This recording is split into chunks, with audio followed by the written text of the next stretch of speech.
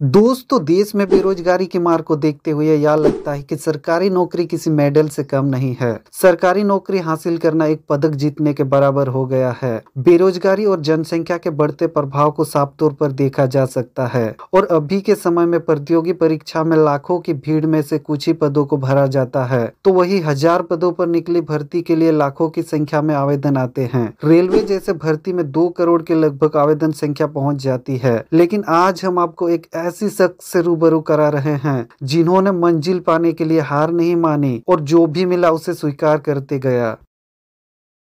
जी हाँ दोस्तों, बलिया के एक छोटे से गांव इब्राहिमाबाद के 33 वर्षीय श्याम बाबू, जिनकी आर्थिक स्थिति बेहद ही कमजोर थी और आर्थिक स्थिति की हालत इसी से पता चलता है कि उन्होंने अपने बहनों को स्कूल तक नहीं भेज सका। लेकिन श्याम बाबू ने खुद 10वीं पास करने के बाद ही सरकारी नौकरी के लिए हाथ पांव मारने शुरू कर दिए थे। लेकिन उनकी मेहनत रंग लाई और यूपी पुलिस के हेड कांस्टेबल पद पर भर्ती हो गए। हालांकि सिपाही बनने के बाद भी उन्होंने अपनी लक्ष्य को हासिल करने की ठान रखी थी, लेकिन नौकरी से छुट्टी ना मिलने के कारण वह खुद ही अपने लंच और सोने के टाइम पर पढ़ाई करते रहे। फिर 2010 से उनको पीसीएस परीक्षा देने की धुन सवार हो गई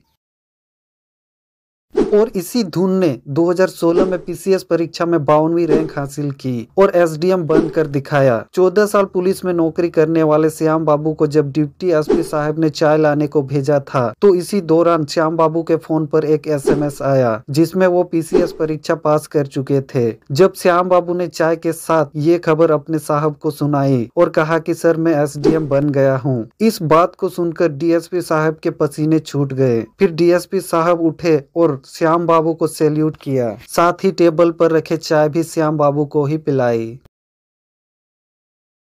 फिर क्या, आईजी नवनीत सेकरा ने ट्वीट पर लिखा, श्याम बाबू को 14 साल की कड़ी मेहनत के बाद मिली सफलता के लिए बधाई हो। वे यूपी लोक सेवा आयोग परीक्षा में सफलता के बाद एसडीएम बने हैं। सो दोस्तों, हम अपनी जीवन में या तो बहाना ढूंढ सकते हैं या फिर सपनों को साकार करने के लिए मेहनत कर सकते हैं। ये इच्छा हमारे ऊपर है कि हम क्या बनना चाहते हैं। और मेरी तरफ से देश की सेवा के लिए श्याम बाबू को बहुत बहुत शुभकामनाएं। जय हिंद, जय भारत।